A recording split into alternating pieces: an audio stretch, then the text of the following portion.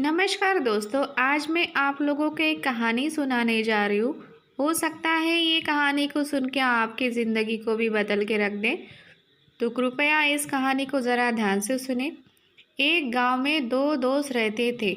बचपन से ही उनमें पक्की दोस्ती थी, जो बड़े होते होते और भी गहरी हो गई। दोनों के परिवार गरीब थे, उनकी स्थिति अत्यंत दयनीय थी। इसलिए दोनों ने परदेश जाकर धन कमाने की योजना बनाई और शहर की ओर निकल पड़े। कुछ समय चलने के बाद घने जंगल में पहुंच गए, जहां पर एक पेड़ के नीचे सुस्ताने लगी। तभी वहां पर एक बूढ़ा आदमी डरता हुआ सहमा सा भागता हुआ आ रहा था। दोनों दोस्तों ने उस बूढ़े आदमी से डरने की वजह पूछी तो बूढ़े आदमी ने कहा, इस जंगल के रास्ते में तुम मत जाना, क्योंकि वहाँ पर एक डरावना पिशाच रहता है। इसलिए मैं जान बचाकर भागता हुआ आया हूँ। यह कहकर बूढ़ा आदमी आगे निकल गया। दोनों दोस्तों ने एक दूसरे की तरफ देखा और सोचा कि शायद उस बूढ़े आदमी को भ्रम हुआ है, क्योंकि जंगल तो बहुत घना है और आसपास की तरफ आवाज़ें तो आती रहती है। दोनों ने उसी रास्ते से जाने का चुनाव किया और आगे बढ़ने लगे। जंगल जो है वो गहरा होता चला गया। कुछ समय बाद दोनों ने कुछ दूरी पर उनको एक चमकती हुई जो चीज़ है वो चीज़ दिखाई दी, लेकिन वहाँ पर कोई भी नहीं था। पास जाकर देखते हैं तो उनको सोने की मोहरी वहाँ पे दिखाई दी। दोस्त ने उस सोने की मोहरों को देखकर बहुत खुश हुए।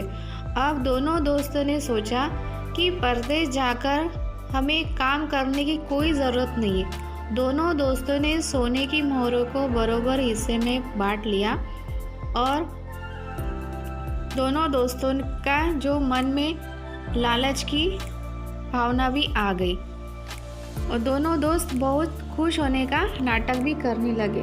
तभी एक दोस्त ने कहा कि चलते चलते बहुत देर हो गई और उसे भूख भी लगी थी।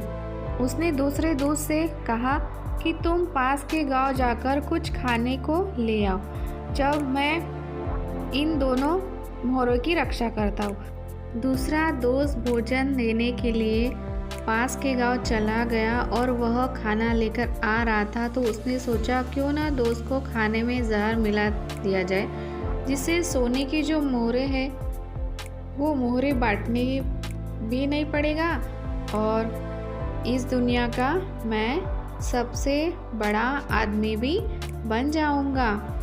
उसने भोजन में जहर मिला दिया और जंगल में अपने दोस्त के पास पहुंच गया। दूसरे दोस्त ने भी उसे मारने की योजना बना रखी थी, इसलिए उसने आते ही उस पर हमला किया और गला घोंटकर उसे मार दिया।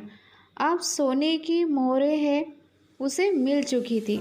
उसने सोचा कि काफ़ी दूर जाना है, इसलिए मैं अपने दोस्त का लाया हुआ जो भोजन है, जो खाना है, उसको मैं खा लेता हूँ। और उस खाने में जहर मिला हुआ था और उसकी भी वहाँ पर मृत्यु हो गई। तो दोस्तों, इस स्टोरी से यही मोरल निकलता है, लालच का पिशाच किसी को भी नहीं छोड़ता। कभी भी हमें अधिक लालच नहीं करना चाहिए। हमें जितना मिलता है उसी में संतोष रहना चाहिए। तो दोस्तों, आप लोगों को इस स्टोरी से क्या सीखने को मिला और ये स्टोरी कैसे लगी, तो इसको लाइक करें, शेयर करें और चैनल को सब्सक्राइब करें। ऐसे नई स्टोरीज़ है, मैं स्टोरीज़ आप लोगों के लिए लेकर आती रहूँगी। Thank you.